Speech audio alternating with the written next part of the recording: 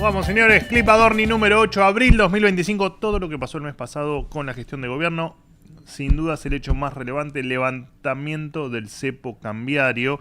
Este conjunto, pues no era una sola, no era solo ir a la ventanilla y comprar dólares la restricción, sino que era mucho más amplio el significado del cepo cambiario y sin dudas una de las cuestiones más nefastas que ha tenido la economía argentina en los últimos años sobre sus espaldas, porque básicamente lo que hace, más allá de quitar libertades, es definitivamente intervenir en un mercado que siempre debe ser libre, como todos los mercados, por supuesto. Así que bueno, pueden comprar dólares libremente, y a pesar de los que dijeron que cuando se levanta, primero que dijeron que el cepo nunca lo íbamos a levantar, bueno, es terrible e increíble cómo no nos creen cuando les contamos las cosas. El presidente dijo que en 2025 se levantaba el cepo, que a más tardar el 1 de enero de 2026 el año iba a arrancar sin cepo cambiario.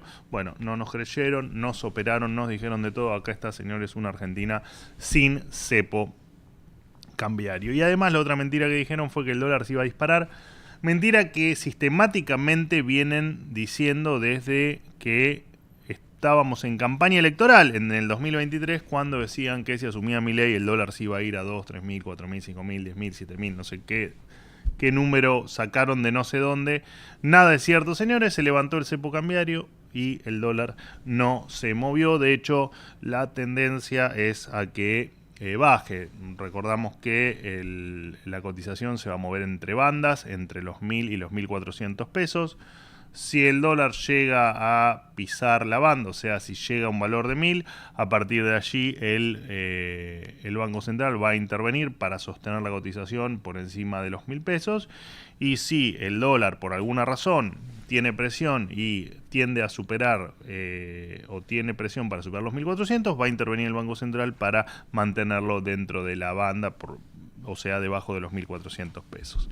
Estas bandas se van a ir ampliando el 1% por mes, tanto en la banda superior como en la banda inferior. O sea, después de un mes, la banda superior va a ser de 1.414 pesos y la banda inferior va a estar en torno a los 991 pesos, ¿correcto? Bueno, la cuestión es que todo lo que dijeron fue mentira, y de hecho, también una tercera mentira que dijeron o que intentaron instalar era que los precios iban a disparar por el levantamiento del cepo. No ocurrió. Incluso hubo casos muy resonantes como Volkswagen, que salió a anunciar que daba marcha atrás con la suba de precios que iba a implementar luego del levantamiento del cepo. Y también hubo muchas cadenas de supermercados que rechazaron los aumentos que venían de los proveedores. Así que, señores, las mentiras no tienen más cabida en la República Argentina, mucho más cuando uno va contando la verdad, ¿no? Y va contando la verdad de lo que pasa y de lo que uno va haciendo. Adiós a la brecha cambiaria, adiós de a poquito al riesgo país, que había estado en los 800 y pico de puntos previo al levantamiento del cepo. Hoy gira en torno a los 700 y por supuesto va a ir cayendo. Aquí hay que entender algo. Si de un lado hay pesos y del otro lado hay dólares, si de un lado está siempre hay siempre la misma cantidad de pesos, del otro lado no hay forma de que la cotización del dólar fluctúe demasiado o que en tal caso se dispare, precisamente porque este gobierno ha decidido no emitir más un solo peso. Por lo tanto, antes el dólar se escapaba y se disparaba porque la maquinita, la emisión de billetes, hacía que de un lado del mostrador haya cada vez más pesos y del otro lado, en el mejor de los casos, la misma cantidad de dólares. Por lo tanto, mayor cantidad de pesos e igual cantidad de dólares, eso hacía que con el tiempo eso ajuste y el tipo de cambio aumente. Ahora no va a pasar eso porque la cantidad de dinero en la economía no aumenta. Así que, señores, no va a pasar absolutamente nada que nos pueda preocupar en el mercado cambiario. Bueno, siguiendo, ¿qué más? Bueno, por supuesto suben las bolsas, han mejorado las expectativas, subieron los bonos en relación a esta medida que se han tomado. Y no se olviden también que los países más libres son países que tienen menos pobreza, mayor crecimiento y mayor PIB per cápita. ¿Esto qué quiere decir? Que cada paso que damos en pos de la libertad y en pos de desregular, en pos de liberar mercados, no es ni más ni menos que seguir este camino, ¿no? El camino de el crecimiento, de la eliminación de la pobreza y de un futuro más próspero que el que teníamos hasta hace no mucho tiempo atrás. Bien, vamos ahora sí, como hacemos siempre, novedades cartera por cartera, ministerio por ministerio. Economía, volvimos a tener superávit financiero de 390 y casi 9.000 millones de pesos. Ya lo explicamos una y mil veces. El tener superávit financiero, uno tiene superávit primario, que es cuando uno gasta menos de lo que le ingresa, y uno tiene superávit financiero cuando además de eso se da que con lo que le sobra uno puede pagar los intereses de la deuda. Bueno, efectivamente nosotros podemos pagar los intereses de la deuda sin imprimir, sin endeudarnos y sin hacer ningún chamanismo económico, lo que implica que si Argentina crece y la deuda se mantiene igual, la relación deuda-PBI con el tiempo va a decrecer, por lo tanto nuestra digamos, la sostenibilidad de nuestra deuda en el tiempo los parámetros son cada vez mejores, por lo tanto el riesgo país indefectiblemente va a tender a derrumbarse, porque dicho en palabras sencillas, el riesgo país no es ni más ni menos que la posibilidad que uno tiene de repago de esa deuda, de rolear la deuda, de poder refinanciar el capital. Así que, señores, a todos los que decían también que íbamos a entrar en default, porque yo también me acuerdo de eso, lamentamos desilusionarlos. Bueno, inflación mayorista 1,5% en el mes de, esto entiendo que fue en el mes de abril, ¿no? O en el mes de marzo, en el mes de marzo. Siempre tenemos los datos un mes cuando hacemos este clip, siempre tenemos los datos un mes atrasados, porque todavía, por supuesto, cuando hacemos el clip no están publicados por el INDEC. Bueno, noticias rápidas de economía. Patentamientos crecieron un 75,8% interanual. La producción industrial creció 5,6% en febrero, también último dato conocido. La balanza comercial energética alcanzó los 1.872 millones de dólares de superávit. Acuérdense que el sistema energético argentino lo despedazaron. Tuvimos déficit prácticamente en los últimos 20 años. Así que siempre son buenas noticias cuando hablamos de superávit. También son muy buenas noticias por nuestro pasado cuando hablamos de la balanza comercial energética positiva. Bien, el índice sintético de la actividad de la construcción tuvo una suba de 3,7% interanual y 2% en febrero y 2% intermensual. En marzo las ventas minoristas pymes aumentaron un 10,5% interanual. Miren, tengo todo este listado de novedades que se las voy a leer una por una porque me parece que valen la pena. La venta de 0 kilómetros creció 82,6% interanual. AISA logró un superávit operativo en 2024 por primera vez desde el 2007. Sus ingresos, bueno, no importa el superávit que tuvo, lo que sí importa es que después de muchísimo tiempo la empresa dio superávit operativo. Exportaciones agroindustriales fue la más alta en 5 años a Asia, América del Sur y América del Norte. La producción de petróleo creció un 23,6% y de gas un 5,9%. Bajaron las naftas. La empresa Oldeaval inauguró un oleoducto en Vaca Muerta por 1.400 millones de dólares, a partir del cual generó 2.400 puestos de trabajo y exportaciones por 315.000 barriles de petróleo adicionales por día. Volkswagen va a invertir 580 millones de dólares en la Argentina, en una de las inversiones más grandes de la década en materia automotriz. Se habilitó el Global Protection Service a prestar servicios de rampa. Se dieron de baja los esquemas antidumping. Se liberaron las restricciones para importar máquinas y equipos de producción usados. Se inició el proceso de privatización de Narsa, que comenzó por Citelec, que es una de las 17 unidades de negocio. Se quitaron las restricciones a la producción de yerba mate. Ahora fíjense el delirio que era este país, ¿no? Esto solamente en el mes de abril. Se eliminó el registro único de la cadena agroindustrial, se eliminó el plazo mínimo para venta de valores negociables en moneda extranjera para residentes de Argentina y se simplificaron trámites administrativos para realizar servicios de explotación comercial aérea. Terminamos con economía, pasamos a seguridad. Este mes se creó el suplemento único para la reconstrucción, denominado SUR, un fondo de 200.000 millones de pesos destinados a asistir a los damnificados por la inundación en la localidad de Bahía Blanca.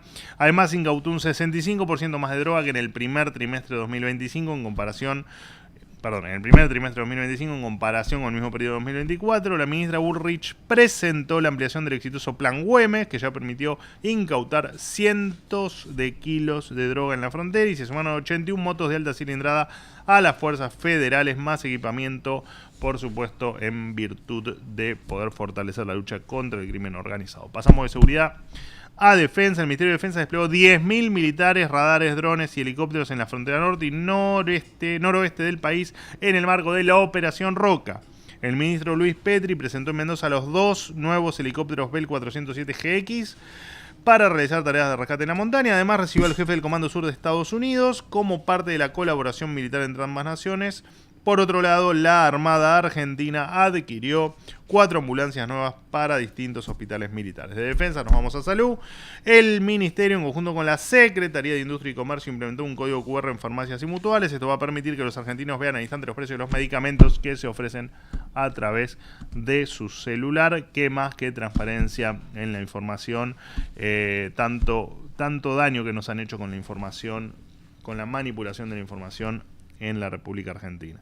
Los ministros Lugones y Cunio Libarona firmaron un acuerdo para notificar las matrículas inhabilitadas de los profesionales de salud. Esto permitirá a los argentinos consultar si su médico especialista fue inhabilitado para ejercer por causas judiciales y no caer, por supuesto, en una estafa que incluso puede ser muy riesgoso para el paciente.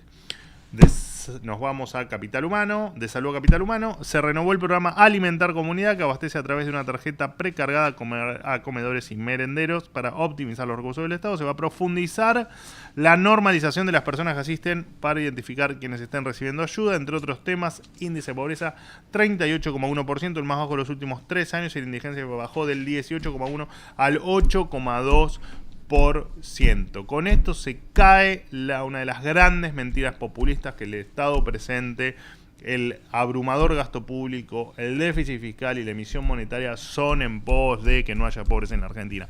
Señores, haciendo todo lo que hicieron con un Estado mega gigante, lo único que lograron fue hacer explotar los índices de pobreza. Bueno, hoy, con un Estado más chico, con menos regulaciones, con menos impuestos y con muchísimas más libertades, la pobreza llegó al 38,1%.